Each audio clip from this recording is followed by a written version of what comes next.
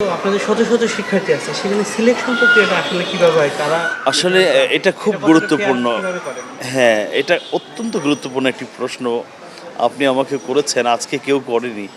সেটা হলো দেখুন, আ আমি যদি একটা খেলা দিয়ে একটা উদাহরণ দিই, আমাদের বাংলাদেশের জাতীয় খেলা ক্রিকেট দলের জন্য অনেকগুলো ধাপে জাতীয় দলের যারা খেলোয়াড় তাদেরকে কী করা হয়? বাছাই করা। বাছাই করা হয়। তো সবাইকে কিন্তু যারা নির্বাচক তারা জাতীয় দলের জন্য নির্বাচন করেন না।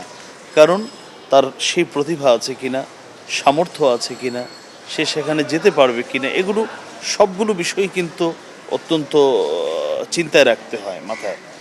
তো আমরা যেটা করি প্রথমত প্রতিটা ছেলের পিছনেই গড়ে একটা পরিশ্রম করি। তো পরিশ্রম করতে গিয়ে তখন একটা পর্যায়ে গিয়ে কারো ৬ মাস, কোনো ছেলেদের ক্ষেত্রে ১ বছর, কারো ১.৫ বছর, এখানে গিয়ে আমরা তখন তাদেরকে, আমাদের একটা টিম আছে, ৩টা ধাপে আমরা এটা পরীক্ষাটা নিই।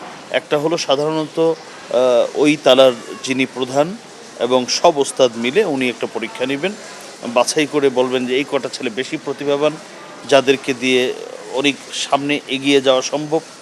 ওনারা বাছাই করার পরে এরপরে আমার এখানে যারা প্রতিযোগিতা বিভাগের শিক্ষক তারা বাছাই করেন, তারা দেখেন, দেখার পরে এরপরে আবার তারা এটাকে আমার ছোট ভাই এবং আমার কাছে ছেড়ে দেয়। তখন আমরা তার সব কিছু দেখি। এই ক্ষেত্রে একটা বিষয় খুব গুরুত্বপূর্ণ, আজকে আপনার মাধ্যমে পরিষ্কার করে বলে দিই। আমরা শুধু একটা ছাত্র নির্বাচনের ক্ষেত্রে শুধু ছাত্রের প্রতিভা দেখি না, আমরা তার বাবা মার বিষয়টাকেও যথেষ্ট গুরুত্ব দিই। কারণ বাবা মা যদি তার আটার খামিরাটা নিজের হাতে রেখে দেয় আর আমাদেরকে বলে এটা বানাও সেটা বানাও, এটা যেভাবে পৃথিবীর কোনো কারিগরের পক্ষে সম্ভব নয়, ঠিক তদ্রূপ ছেলেকে যদি তার মন মতো চালায় আর আমাদেরকে বলে ভালো হাফেজ এই করে দাও, এটাও ঠিক তেমন সম্ভব নয়।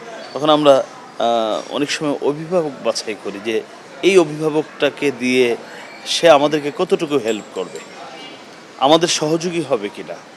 তো ছাত্রের প্রতিভা, আমাদের বিশেষ করে অভিভাবকদের সহযোগিতার সম্ভাবনা, এই সব বিষয়গুলো বিবেচনা করে তার বয়স, তার প্রতিভা, ছেলের আগ্রহ, এগুলোকে আমরা সবগুলো বিষয় চিন্তা করে এরপরে আমরা কিছু ছেলেকে নির্বাচন করি এবং তাদের প্রতি যখন পরিশ্রম করি দেখা যায় কেউ ১০০-তে ১০০, কেউ ৯৫, কেউ ৯০, ৮০-র নিচে খুব কমই আসে আলহামদুলিল্লাহ।